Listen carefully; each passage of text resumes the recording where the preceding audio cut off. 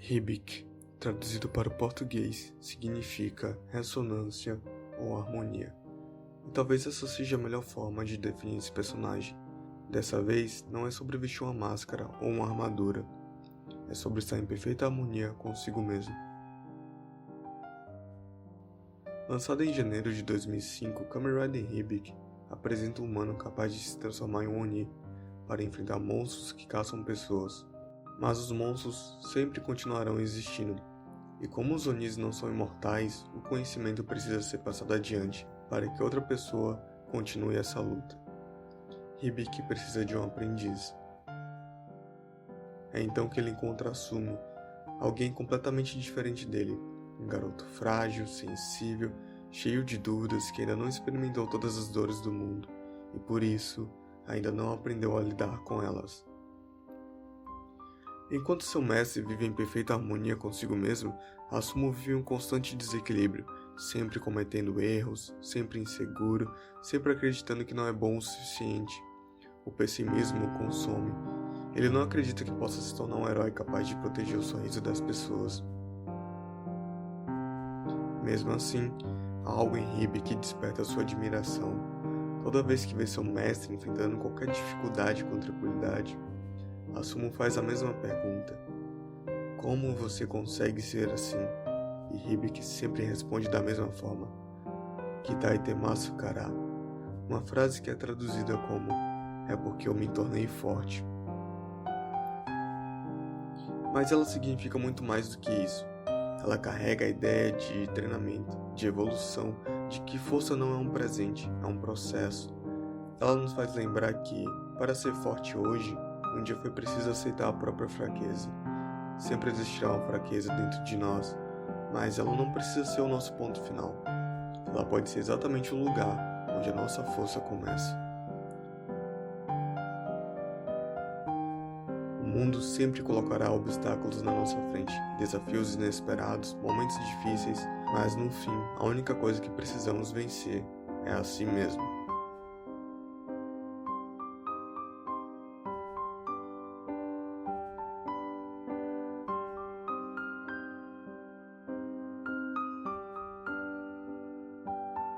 Asuma sempre gostou de música. Fazendo parte do clube musical da escola, ele queria tocar taiko, os tambores japoneses.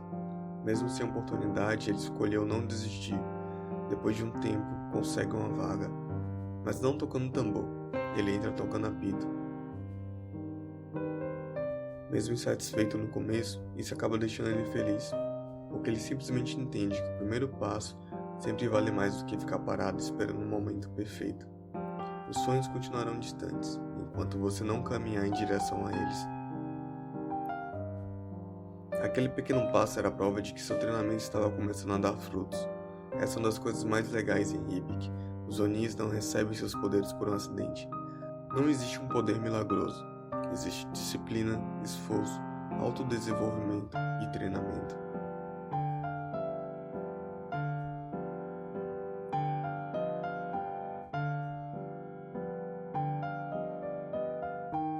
No episódio 29, Hibik e Asuma atravessam uma trilha nas montanhas. Durante a descida, Asuma escorrega. Na tentativa de recuperar o equilíbrio, seu celular cai. Hibik imediatamente corre para ajudá-lo, mas nesse movimento, seu chapéu também desaparece.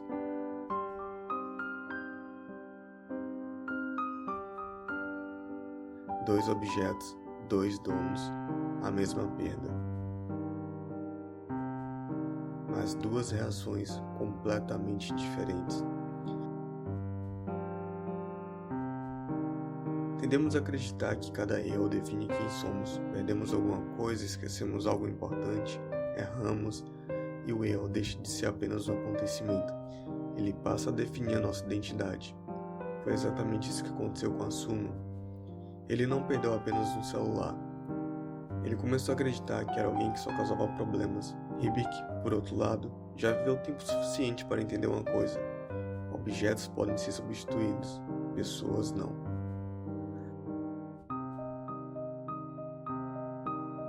A questão nunca será evitar as perdas, porque elas fazem parte da vida. A verdadeira questão é: o que sobra de nós depois delas? Mais tarde, já na barraca de acampamento, Assumo continua se culpando. Então Hibiki diz: esse tipo de pensamento é como andar em círculos.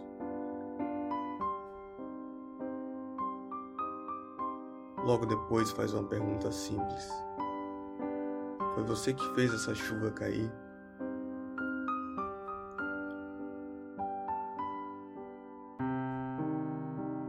Há dias claros e há dias chuvosos também. Nós dois perdemos algo importante, mas o mais importante é que continuamos vivos. E estar vivo não se trata apenas de perder.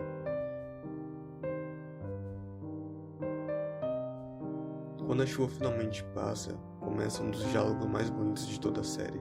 Hibiki olha para o machucado no rosto de Assumo, pergunta se ainda dói, pergunta se ele continua culpando a si mesmo. Assumo não consegue responder. Então Hibiki continua: pode doer muito agora, mas momentos difíceis também fazem parte da realidade. Mesmo vivendo corretamente, você ainda será machucado e esmagado, mas a sua vida pertence a você.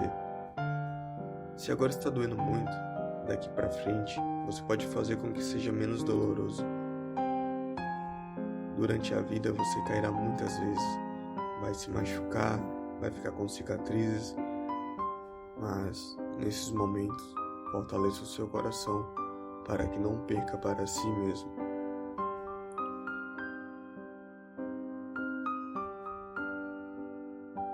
Acredite naquilo em que você acredita. Viva do jeito que você deseja. Por trás de toda essa conversa existe uma mensagem muito maior. Existem perdas que nos machucam e existem perdas que só continuam nos machucando porque escolhemos carregá-las.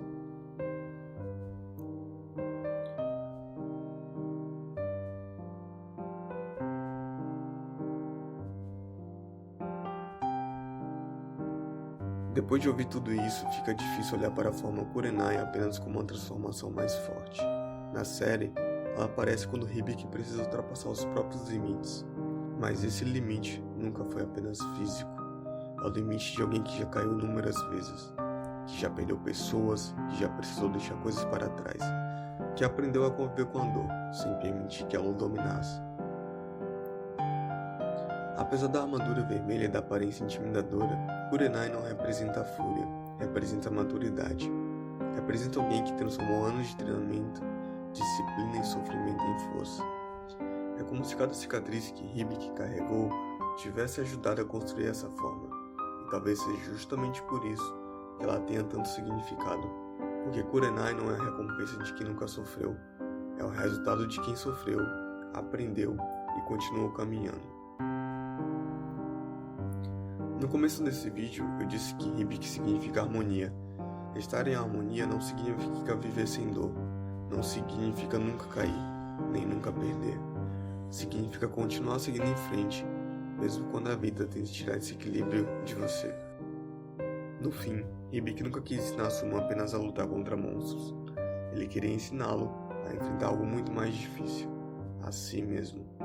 Porque monstros aparecem de vez em quando, mas os nossos medos, as nossas inseguranças e as dores que insistimos em carregar, essas nos acompanham todos os dias. A força não nasce da ausência de dor. A verdadeira força nasce quando, apesar da dor, você escolhe continuar.